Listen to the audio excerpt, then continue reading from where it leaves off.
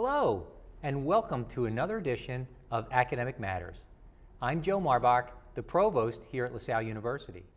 In this segment, I'm joined by Professor Steve Smith, who is a professor in our English department. Steve, welcome to the program. Thank you for asking me. And in addition to serving as a professor, you're also the director of our graduate program. Yes, I am. A very new program. Very new program. We just started this program in the fall of 2010. It's modeled very much on the successful program that the history department started some years ago, targeted primarily towards secondary ed teachers. And so we decided to start a similar program, which we got off the ground that fall, that offers two tracks, an MA in English for educators, obviously geared towards teachers, but for other audiences who might be interested, we also have an MA in English and Literary and Cultural Studies. Okay. With that, well, let me before we start to get into that, for the folks at home who don't know you, give us a little bit about your background, how long you've been at LaSalle, how you got here, and then we can get into this graduate program a little bit more deeply. I came here in 1987 after teaching for 9 years out west at Idaho State University. As a matter of fact, I'm one of the few people I know who has gone through the promotion and tenure process twice, because I was already a tenured associate professor at Idaho State. But as a Philadelphia native and as someone who really aspired to get back to a university like LaSalle, a small liberal arts university back on the East Coast, when the job arose here, I couldn't resist writing for it and was lucky enough to get it. So I've been here since 1987. Okay. And what's your area in English? My area is all over the place. Yes, it would be areas. Areas. Yeah, it's primarily in 20th century British literature with a concentration in Scottish literature. My publications have been in Scottish literature, principally an early 20th century poet named Hugh MacDiarmid. But because of other experiences I've had in academia and in the workforce, I have also over the years taught business and technical writing, popular science writing.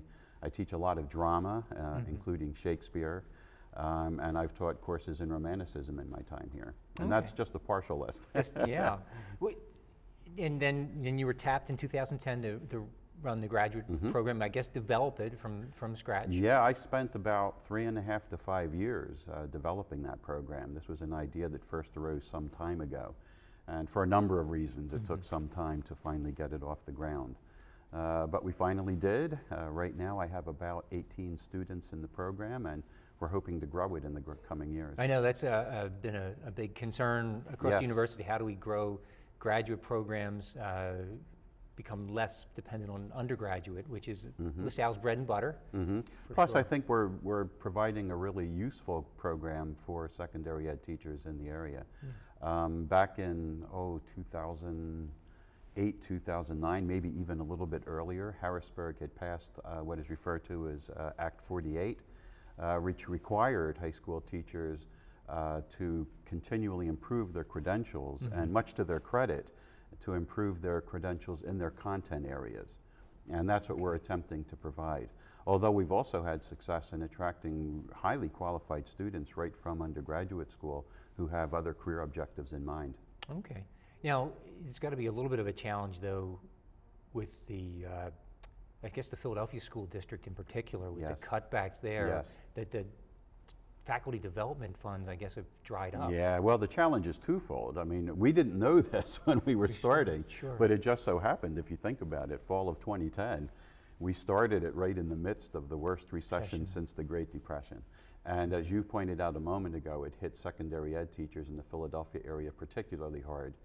Districts that had been paying tuition for their faculty, for example, either stopped doing that or cut back the amounts that they would pay. And quite frankly, many teachers were just concerned about keeping their jobs at all, let alone going on for graduate studies. So it has been a struggle, but we're hoping that it will grow in the coming years. Well, one would hope that we do start to reinvest in primary and secondary education. Absolutely. It's just been an area that's just taken hits from politicians across the country. Yes, along with the growing tendency, for all the wrong reasons, to denigrate degrees in the humanities in general. As you're well aware in your position as provost, there has been a lot of controversy across the country right now about the value of degrees in the humanities. And obviously I'm a very strong believer in degrees in the humanities, but that's another fight on which we all need to fight. Oh, sure, and just as you're mentioning it, today, I think it was the Pew Foundation came out with survey information about the value of a college degree. I haven't broken it down, but then we've seen other studies that say over the life of an individual, an arts and sciences degree, a liberal arts degree, is as valuable, if not more so, than a business or professional degree. Well, as a matter of fact, I had read, I don't know if we're talking about the same report or not, but I just finished reading one myself about 3 or 4 days ago that pointed out that the most recent studies have shown that in the long run, people with degrees in the humanities actually earn more money than people with professional degrees, although there's an initial gap. The first 2 or 3 years out of college, people with professional degrees get jobs faster and their incomes tend to be higher, but over time the humanities graduates close that gap and even exceed in many cases. So it's something people need to know, that there's many things you can do with a degree in the humanities, including an English degree. Great. Now, let me go back to the student body. You started to talk about them, and I guess you have some students that are coming right as graduates, and they've just gotten their BA and look for the graduate program. Teachers coming back, do you find gaps in terms of the age of the students, or is it large gaps, small gaps, or does it just vary? It varies. It varies. In general, I would say it's relatively small gaps, but that's partly the luck of the draw so far. It just so happens that some of the teachers who have come back to pursue their degrees are in that younger age range where they're not that much older than the students who are coming right from undergraduate school. But I do have people who really run the full range from early 20s to people in their 50s and early 60s. So it really does run the gamut. And the program is deliberately designed so that students in the graduate program can work at their own pace. I don't even think of students in terms of full-time or part-time. You're either in the program or you're not. And we offer all of our graduate courses in the evening because we really try as much as possible to cater to the demands of people who are working full-time while they're trying to pursue the degree. Of the two tracks, which seems to be more popular? You know, it's very even right now. And that might have surprised me if I hadn't talked a lot with the people in the history department who expected their track in the track for educators to be the more popular of the two, and they found just the opposite. And I'm finding the same thing, that even people who are secondary ed teachers entering the program still want to follow the literary and cultural studies track. So it's as popular with teachers as it is to non-teachers. So there's, it's about even, I would say, right now. Okay. Down the line, is there the possibility of some kind of MFA degree, Masters of Fine Arts? I know at my prior institution, they were talking about that through primarily an English master's program. Yeah, we've talked about that. Nothing has really been started yet, but we are very fortunate in the English department to have 3 very fine creative writers on our full-time staff. We have two professors who are published poets, and we have a 3rd professor who's a published fiction writer. And he has also been writing plays lately, at least one of which I know has been at least read by some professional companies downtown to be considered for production. So we're capable right now of offering creative writing courses in fiction, in poetry, and in drama. And that's rare, especially for a university the size of LaSalle. So whether we'll pursue that in the future or not is not clear right now, but it would certainly be a possibility given the strong strengths that we already have. Sure, and before we went on air, we were talking about how accomplished the faculty are, and also the alumni, that we've got a base of alum who could also even come in an adjunct or Absolutely. teach in these programs. Matthew Quick is one of our graduates, the author of the novel on which the film... The Silver Linings Playbook, Silver Linings, right? Yes, it was based on his novel. His wife is also a published author of young adult fiction. And also an alum? Yeah, Mike Sealski is a sports writer for the Philadelphia Inquirer. And there are others. So we have a very strong track record in producing accomplished writers in the English department. And at the same time, we've got these creative writers. There are also some high quality scholarship coming out of the department as well. Absolutely, absolutely. We have faculty in the English department who could compete with the best research universities in the country, while at the same time fostering what LaSalle is best known for, which is our teacher-faculty relationships. Right. And speaking of that, while we've focused a lot on the graduate program, I'd be remiss if I didn't talk about your work in the honors program and working with what's kind of unique to LaSalle, the triples program. Yeah, I have been teaching in the honors program for, oh gosh, it must be at least 20 years now. And it's one of my favorite courses to teach. For those who aren't familiar with it, the triple is a program in which a group of approximately 15 to 18 students will stay with the same literature professor, philosophy professor, and history professor for their entire first year. The syllabi are first semester and second semester. Yes, first and second semester. We synchronize syllabi. Sometimes we even visit one another's classes and team teach to a certain extent. But it's a wonderful opportunity to really get to know the students and for the students to really get to know us. And those relationships last not only for the next 3 years, but in many cases for a lifetime. Yeah, well beyond that, right? Yeah, I have a former student of mine that I've been emailing back and forth with over the last few months because she's now thinking about pursuing a graduate degree. But she's been working as a LaSallian volunteer in Minnesota for the last 2 years, and she's a graduate of that honors program, and I know I'll be communicating with her 10 years from now. Yeah, it really is a reflection of the best of what we do and that personal connection. Mm-hmm. Steve, we've got less than a minute. Time flies. If people are interested in the graduate program in particular, how do they contact you or how do they contact the department? They can contact me directly via email, smiths@lasalle.edu. They can also go online, www.lasalle.edu/GradEnglish. Grad English. And on that site, they'll find a complete description of the program, the courses that we offer, and all the information they need to apply. Okay, great. Well, thank you, Steve. Well, thank you. My guest has been Professor Stephen Smith in our Department of English at LaSalle University. Please stay tuned when I'll be joined by Dr. Pamela Lannutti, who is an associate professor in the Department of Communication.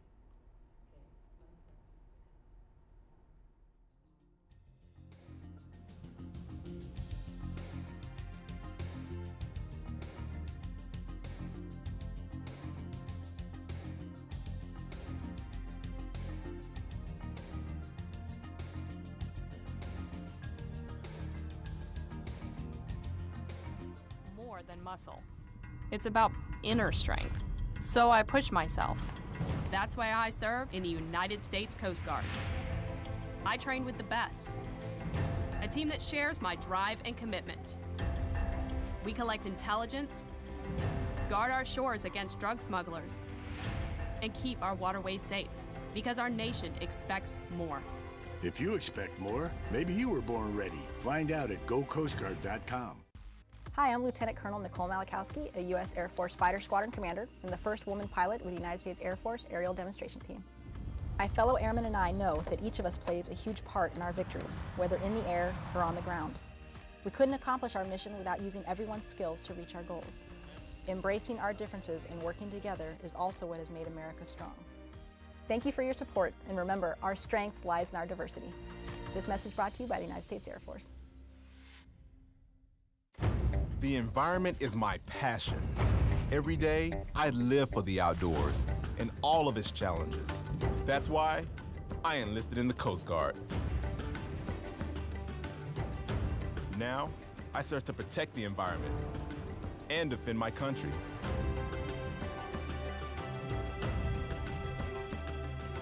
It's like I was born for this.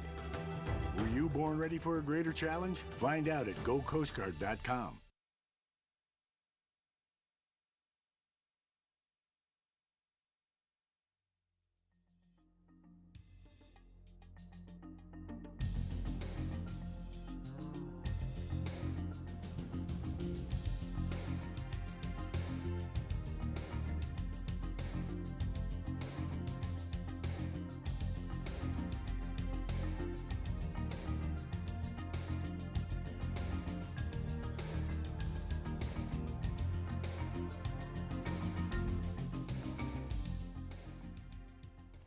Welcome back to Academic Matters.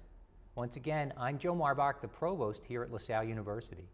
In this segment, I'm joined by Dr. Pamela Lannutti, excuse me, Pam, who is an Associate Professor in the Department of Communication, and Pam is also the Graduate Director of our Professional Communication Program. Pam, welcome. Thank you for having me. Now, Pam, unlike Steve, who has been here since 1987, you've only been here since 2012. Yes, this is my second year as a faculty member here at LaSalle, but I've been at LaSalle before. I was actually a LaSalle undergrad as well. So it's a welcome back, a return home. It is. It's a welcome home. I'm a native Philadelphian and a proud LaSalle alumnus, and so I was very happy to be able to return. And we were very happy to bring you back from the hinterlands of Boston and Boston College. Pam, tell us a little bit about what your work involves in interpersonal communication, and we'll also talk about a little publication you put forward before. A new publication. So my work is in interpersonal communication, which is a wider part of the field than many people might expect. Communication is a wide field where we focus on media and journalism. There's sometimes a focus on persuasion and rhetoric, and what I do is interpersonal communication. So within that, I look at communication in personal relationships, which means mostly romantic relationships, friendships, and families. Okay. And so I was really happy to be able to come back to LaSalle because we're actually a top 10 ranked research department within the area of interpersonal communication. So it's great to be able to work with other strong scholars in my area. Yeah, it's really become a source of strength in an area that we've identified and that we want to continue to build on. And I know we're looking at some new scholars to add, and it's going to be in that area too. So, where does that lead? I mean, what are we learning about interpersonal communication? How is it different than it was 10, 15, 20, 100 years ago? It's changed quite a bit. One thing that we know particularly about family communication is that while families were always somewhat diverse, the diversity of family forms, family types, and ways of communicating within families has really changed within society to be much more diverse.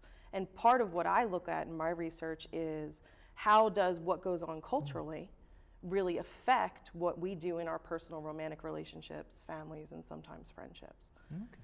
So. Yeah, and I'll hold the book up here for folks at home. Experiencing Same-Sex Marriage, which is individuals, couples, and social networks, which is something that wouldn't have happened. No. Within how many years ago? When would you have? So the first place that same-sex marriage was legally recognized in America was in Massachusetts in 2004. So we're just at the 10-year anniversary now of same-sex marriage being legally recognized in America. Some places in Europe have had it earlier than us. And there's certainly been, before actual recognized marriage, other forms of relationship recognition, civil partnerships, domestic partnerships. But marriage itself, being the exact same thing that's available to opposite sex couples, is just since 2004. And of course, it's regionally limited. Sure, and it's and I guess across the country, it's recognized in some states and, yes. and certainly not yes. others. And I joke that it seems like every day I open up the news and there's more news about same-sex marriage cases, same-sex marriage laws, increasing recognition. So I think right now there's about 17 states plus the District of Columbia that are recognizing same-sex marriage. And now the second component of the research is that it's in social networks. Is that internet and or other types of networks? Or is it just social networks broadly? It's not just what we... What I look at in interpersonal communication when I say social networks is not just your individual relationship with your partner, but how does your relationship with your partner fit within the larger web of your relationships? And that's your social network. So it's family, friends, relatives. Even coworkers, neighbors, friends from different organizations in your life, like church or clubs. All of that is what I look at when I look at social networks. Okay. What type of methodology do you use? How do you get to this? You're interviewing people, and are people volunteering? Are you following them around with cameras, reality TV? No. But I do use a lot of mixed methods. So my training early on was really about doing experiments, and I loved that work, but I found that I couldn't answer a lot of the questions I wanted to answer doing that kind of work. And so as my career progressed, the amount of methods that I learned to really be able to use well also changed. So for example, within this book, the book represents a decade of research. Okay. The first study started in 2004 and continuing up until now. And within that, there are survey research, there's interviews, so a real variety. Okay. If I can, let me shift gears a little bit, because in addition to research and teaching, you are also have an administrative role as graduate director. Tell the folks that are watching a little bit about the program and what kind of studies an individual might enjoy if they're participating. Well, we have several graduate program opportunities within the Department of Communication. Our largest opportunity is a master's degree, and it's a master's degree in professional and business communication. And within that, people can take classes at night if they're working full time and sort of progress at their own pace. Or we have an option for people who want to be a full-time student and want to complete their master's degree within a year. Okay. So a one-year program as well. And those students take some night classes, but many day classes as well. We also offer a certificate in professional and business communication for people who want to expand their expertise but don't want to commit fully to a master's program. And we offer a graduate certificate in social and new media. That's an online program. Which is more of the cutting edge type of what's going on.